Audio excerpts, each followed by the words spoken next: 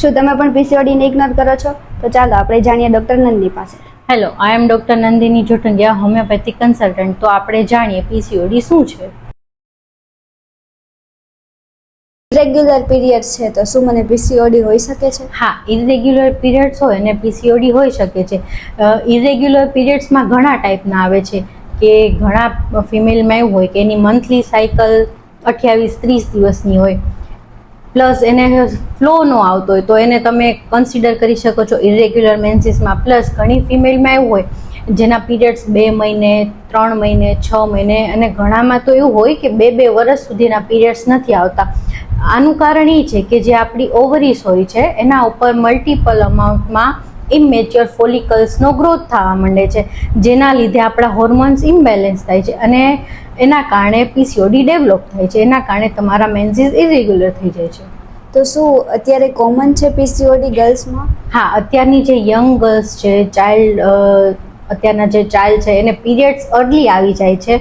એનું રીઝન છે કે અત્યારની જે લાઈફસ્ટાઈલ છે, પુઅર ડાયટ છે, પ્લસ કે અનહેલ્ધી હાઇજીનિક ફૂડ છે, એક્સ્ટ્રા શુગરી બેવરેજીસ છે, એના કારણે અત્યારની જનરેશનમાં પીરિયડ્સ અર્લી આવી જાય છે અને પ્લસ કે બીજા કારણોસર એના પીરિયડ્સ ઇરેગ્યુલર વધારે થાય છે. પીસીઓડીના કોમન સિમ્ટમ્સ શું હોય છે? પીસીઓડીના કોમન સિમ્ટમ્સમાં પહેલું તો વેઇટ ગેઇન હોય, પ્લસ એકને જે આપણો ચીન એરિયા હોય એમાં એક્સેસ અમાઉન્ટમાં હેર આવી જવા, પ્લસ હોર્મોન ઇમ્બેલેન્સ હોય એટલે આ એરિયામાં તમને એકને જોવા મળે છે.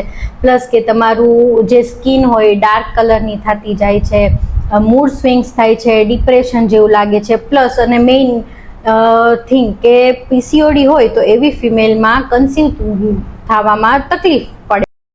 પીસીઓડી શું લાઈફસ્ટાઈલ સાથે કનેક્ટેડ હોય છે? હા, પીસીઓડી એકચ્યુઅલીમાં લાઈફસ્ટાઈલ રિલેટેડ ડિઝીઝ જ છે. લાઈફસ્ટાઈલ રિલેટેડ ડિઝીઝ શું કામ એને કહેવામાં આવે છે?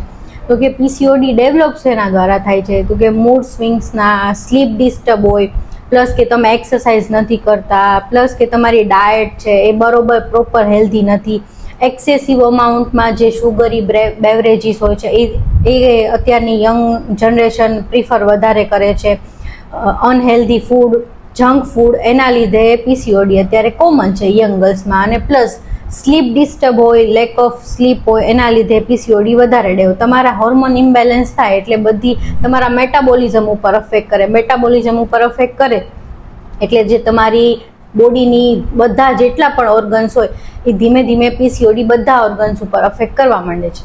તો શું હોમિયોપેથી આમાં હેલ્પ કરી શકે? હા, હોમિયોપેથિક આમાં હોલિસ્ટિક રીતે હેલ્પ કરી શકે છે. હોમિયોપેથિક ઇરેગ્યુલર મેન્સીસ હોય અને રેગ્યુલર કરવામાં મદદ કરી શકે છે. પ્લસ કે જે હોર્મોનલ ઇમ્બેલેન્સથી હોય એ હોર્મોનને બેલેન્સ કરી અને એને હોલિસ્ટિક વેમાં હેલ્પ કરે છે. પ્લસ કે હોમિયોપેથિક મેડિસિન લો તો તમારી ઓવરઓલ હેલ્થ ઇમ્પ્રુવમેન્ટ થાય છે, વેલબિંગ થાય છે,